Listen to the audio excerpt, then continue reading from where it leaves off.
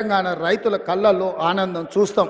అందుకే మిత్రులారా, మీడియా మిత్రులకు కూడా నేను ఒక మాట చెప్పదలుచుకున్నా.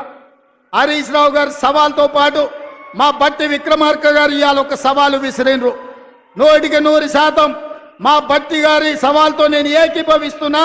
వ్యవసాయ రంగమైనా, సాగునీటి ప్రాజెక్టులైనా, లేకపోతే సంక్షేమ పథకాలైనా మా పార్టీ తరఫున బట్టి గారు, ఉత్తమ్ గారు వస్తారు. హరీష్, కేసీఆర్ ఎవడెవడు వస్తాడో, లేకపోతే బావా బామార్తులు బిల్లా రంగాలు వస్తారో, ఏ సెంటర్ అయినా, ఏ చౌరస్తైనా, అమరవీరుల స్తూపమైనా మే సిద్ధం. మీకు సీము నెత్తురుంటే చర్చకు రండి. 10 ఏళ్ల మీ పాలన, 8 నెలల మా ఇందిరమ్మ పాలన మీద సత్త పెడదాం, సవాలు చేద్దాం. తెలంగాణ సమాజాన్ని న్యాయం చెప్పమని అడుగుదాం. ఒడ్డు పడుకున్నాం కదా అని, టీవీలు పేపర్లు ఉన్నాయి కదా అని నోటికొచ్చిన అబద్ధం చెప్పి ఈ అబద్ధాలన్నీ పేపర్లలో రాసి ప్రజల్ని మభ్యపెట్టాలనుకుంటున్నారా?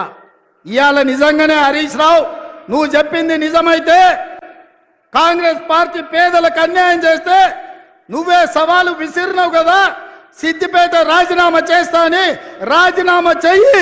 సిద్దిపేటలో నువ్వు ఎట్లా గెలుస్తావో నేను చూస్తా బిడ్డ. నువ్వు అనుకుంటున్నావేమో సాగుతుందని, దేనికైనా సాగుతుంది.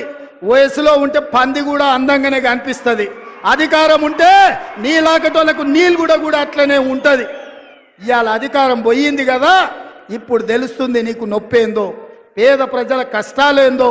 అందుకే ఇవాళ తండ్రి ముఖం సాటేసిండు, ఫామ్ హౌస్లో వండుకున్నాడు. ఇవాళ ఆయన ఫామ్ హౌస్లో నుంచి బయటికి వస్తలేడు. బయటికి వచ్చినోడు వీడు అబద్ధాలు చెప్పుడు ఆపుతలేడు. అందుకే మిత్రులారా, అప్రమత్తంగా ఉండండి. అయ్యో పాపం అని సానుభూతి చూస్తారా అంటే నాగుపాముకు నాగుకు పాలు పోసినట్టే అవుతుంది బీఆర్ఎస్ వనిగిన మళ్ళీ దగ్గరికి రానిస్తే. అందుకే ఈరోజు ఇంత మంచి కార్యక్రమం, ఇవాళ సీతారామ ప్రాజెక్టు ప్రారంభోత్సవానికి, అదేవిధంగా 2 లక్షల వరకు 3వ విడత రైతుల రుణమాఫీకి వేలాదిగా మీరు ఇక్కడికి వచ్చి ఆశీర్వదించినందుకు, ఇంతసేపు ఓపిక ఉండి, ముఖ్యంగా మా అక్కలు, మా చెల్లెళ్ళు, మా పెద్దమ్మలందరూ కూడా నిండు మనసుతో, ఆడపిట్టలందరూ ఇందిరమ్మ రాజ్యాన్ని ఆశీర్వదించడానికి మా లంబాడ సోదరి మళ్ళందరూ కూడా ఇక్కడికి వచ్చినందుకు మనస్ఫూర్తిగా వాళ్ళందరికీ ధన్యవాదాలు తెలియజేస్తూ, ఎవరు ఏం చెప్పినా నమ్మకండి. నిరుద్యోగ యువకులకు ఉద్యోగాలు ఇచ్చే బాధ్యత నాది, రైతులకు రుణమాఫీ చేసే బాధ్యత నాది.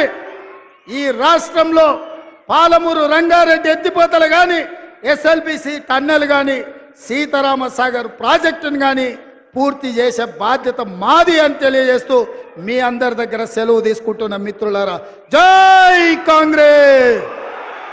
గట్టిగా ఫామ్ హౌస్లో వండిన కేసీఆర్ గుండెలు ఎదరాలే, ఢిల్లీలో ఉన్న మోడీ బెదరాలే. సరేనా?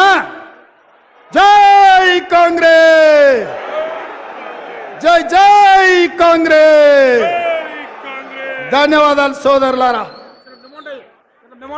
తెలంగాణ రైతాంగానికి 6098